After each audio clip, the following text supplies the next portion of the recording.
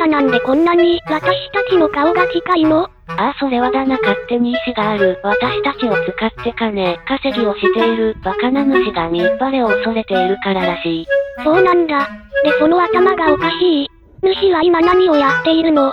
ついに頭が狂って私たちにネタを丸投げにしたの。